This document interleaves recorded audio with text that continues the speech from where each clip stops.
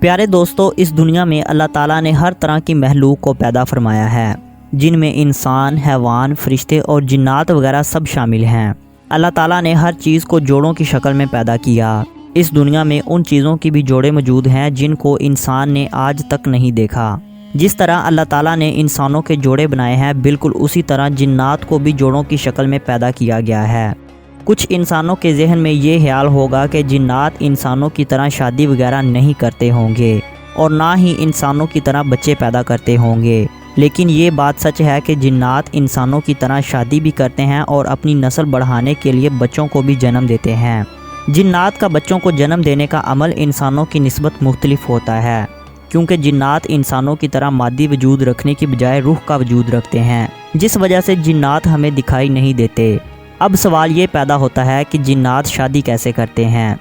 تو یہ بات سچ ہے کہ جنات بھی انسانوں کی طرح شادی کرتے ہیں اور نکاح پڑھاتے ہیں۔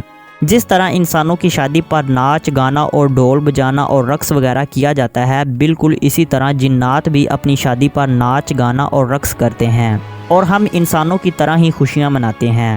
جنات میں بھی شادیوں پر بہترین کھانے پینے کا انتظام کیا جاتا ہے۔ وہ اپنی شادیوں پر سب سے زیادہ ہرن اور مور کا گوشت کھانا پسند کرتے ہیں۔ اس کے علاوہ جنات کی شادیوں پر میٹھے میں بھی بہت زیادہ ڈشز تیار کی جاتی ہیں اور ان کا کھانا انسانوں کے کھانے کی نسبت زیادہ لذیذ اور میٹھا ہوتا ہے۔ جیسے ہم انسان اپنی شادیوں پر بڑے بڑے افسران کو کھانے پر دعوت دیتے ہیں، بالکل ایسے ہی جنات بھی اپنے قبائل کے بڑے بڑے سرداروں کو شادی میں کھانے پر دعوت دیتے ہیں۔ جنات بھی اپنی زندگی میں پیار، محبت، ہنسنے، رونے اور خوشی غمی جیسے جذبات رکھتے ہیں۔ وہ بھی شادیوں میں نکاح پڑھاتے ہیں۔ اس بات کا اعتراف ایک مولانا صاحب نے خود کیا تھا۔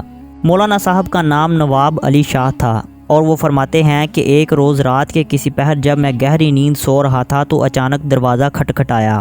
مولانا صاحب نے بتایا کہ میری عادت تھی ذرا سی بھی دروازے پر دستک ہونے پر میری آنکھ کھل جاتی تھی، اور یہی وجہ تھی کہ میں فوراً جاگ گیا اور اٹھ کر دروازہ کھولا۔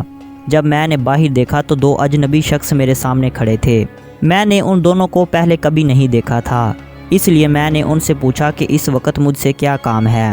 اس پر انہوں نے بتایا کہ مولانا صاحب، ہمارے ہاں ایک شادی ہے اور آپ کو نکاح پڑھانے کے لیے لینے آئے ہیں۔ میں نے کہا کہ مجھے معاف کر دیجئے، میں آپ کو پہچانتا تک نہیں، آپ کون ہیں اور کہاں سے آئے ہیں؟ انہوں نے بتایا کہ ہم پڑوس والے گاؤں سے آئے ہیں۔ میں نے ان سے ان کے نام پوچھے تو ان میں سے ایک شخص نے اپنا نام جنجار بتایا۔ میں نے دل میں سوچا کہ کتنا عجیب نام ہے۔ خیر، میں نے ان سے پوچھ گچھ کی اور ان کے ساتھ چل پڑا۔ مولانا صاحب نے بتایا کہ وہ دونوں میرے آگے آگے چل رہے تھے اور میں ان کے پیچھے پیچھے چل رہا تھا۔ آخر کار ہم کچھ دیر کے بعد اس گاؤں میں پہنچ گئے جہاں شادی کا شامیانہ سجا ہوا تھا۔ وہاں خوب رونق اور چہل پہل تھی، لائٹنگ کا بھی بہت خوب انتظام تھا۔ میں ادھر ادھر شادی کی رونق دیکھ رہا تھا کہ آواز آئی، خوش آمدید مولانا صاحب، اور میرے سامنے شلوار قمیض میں ملبوس ایک شخص آ کھڑا ہوا، اور اس شخص کے بارے میں مجھے جنجار نے پہلے ہی بتا دیا تھا کہ یہ دلہے کا باپ ہے اور اس کا نام سردار مانس ہے۔ سردار مانس نے کہا کہ آئیے میں آپ کو لیے چلتا ہوں۔ جب ہم آگے گئے تو سردار مانس نے میری ملاقات دلہن کے باپ سے کروائی۔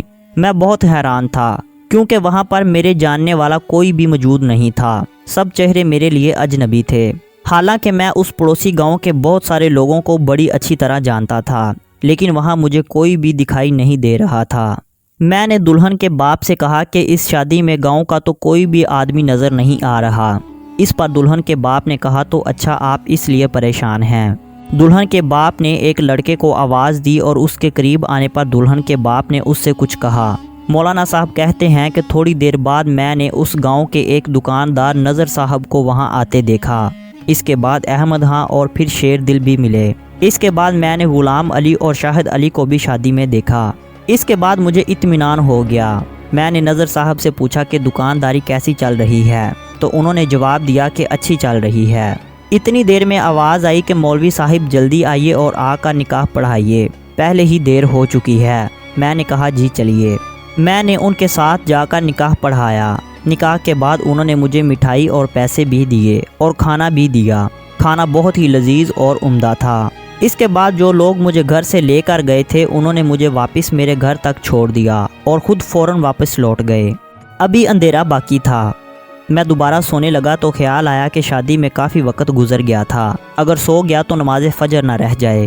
جب انہوں نے ٹائم دیکھا تو انہیں نیند سے اٹھے ابھی تھوڑا ہی وقت ہوا تھا۔ مولانا صاحب بتاتے ہیں جب میں صبح کو اٹھا تو اس گاؤں میں گیا اور شادی میں موجود لوگوں سے مل کر ان سے شادی کا احوال بیان کیا۔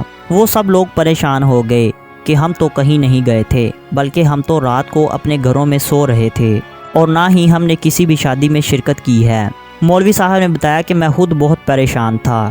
مولوی صاحب سمجھے کہ شاید رات کو کوئی خواب آیا ہوگا یا ان کو کوئی وہم ہوگا، لیکن جب وہ گھر واپس آئے اور آ کر انہوں نے رات والی مٹھائی اور پیسے دیکھے تو انہیں یقین ہو گیا کہ میں رات کو سچ میں شادی میں شرکت کے لیے گیا تھا۔ اس کے بعد مجھے اندازہ ہوا کہ وہ شادی انسانوں کی نہیں بلکہ جنات کی تھی، اور وہ ہی نظر صاحب اور باقی گاؤں والوں کی شکل میں میرے سامنے آئے تھے۔ انہوں نے بتایا کہ میں آج بھی اس واقعے کو یاد کرتا ہوں تو میرے رونگٹے کھڑے ہو جاتے ہیں، اور مجھے خوشی بھی ہوتی ہے کہ میں نے زندگی میں جنات کا نکاح پڑھایا ہے۔ یہ میری خوش قسمتی تھی کہ وہ برے نہیں تھے بلکہ اچھے اور مسلمان تھے جنہوں نے مجھے کوئی نقصان نہیں پہنچایا۔ دوستو، علماء اکرام نے بھی اپنی کتابوں میں جنات کی بہت ساری قسمیں بیان کی ہیں۔ ان میں کچھ جنات نہ تو کھاتے ہیں اور نہ ہی پیتے ہیں، اور کچھ کی قسمیں ایسی ہیں جو کھاتے پیتے ہیں اور آگے نسل بڑھاتے ہیں اور مرتے بھی ہیں۔ کچھ جنات اچھے اور کچھ برے بھی ہوتے ہیں۔ علماء اکرام کو یہ سب باتیں اس لیے پتہ ہوتی ہیں کیونکہ وہ پڑھائی کے ذریعے جنات سے ملاقات کرتے رہتے ہیں۔ اسی طرح کا ایک واقعہ ایک روحانی علوم رکھنے والے پیر صاحب کا ہے۔ وہ پیر صاحب روحانی علوم کے ذریعے لوگوں کو جنات سے آزاد کروایا کرتے تھے اور جنات کو ڈرا کر بھگا دیتے تھے۔ ایک دن ان کے پاس کچھ لوگ آئے کہ ہم آپ کے پاس اس لیے آئے ہیں کہ ہمارے ایک ساتھی پر جن نے قبضہ کر رکھا ہے، ہمیں آپ کی ضرورت ہے۔ پیر صاحب ان کے ساتھ گئے اور اپنے روحانی علم سے اس جن سے بات کرنے کی کوشش کی۔ بات کرنے پر پتہ چلا کہ وہ ایک جن زادی تھی اور وہ اس شخص پر عاشق ہو گئی تھی، اور وہ جن زادی اسے کسی بھی صورت میں چھوڑنے کو تیار نہیں ہو رہی تھی۔ آخرکار پیر صاحب کے بحث کرنے پر وہ مان گئی، لیکن اس نے پیر صاحب سے ایک وعدہ لیا کہ وہ اس کا نکاح پڑھائیں گے۔ اس کا نکاح جب بھی ہو پیر صاحب ہی پڑھائیں گے۔ لہٰذا پیر صاحب بھی مان گئے، کیونکہ پیر صاحب نے پہلے بھی کئی جنات کے نکاح پڑھائے تھے۔ پیر صاحب نے اس جن زادی کا نکاح بھی پڑھایا۔ ناظرین، اس سے یہ بات ثابت ہوتی ہے کہ جنات بھی خوشی غمی ہماری طرح ہی مناتے ہیں، اور روز محشر ان کا بھی حساب و کتاب ہماری طرح ہی ہوگا۔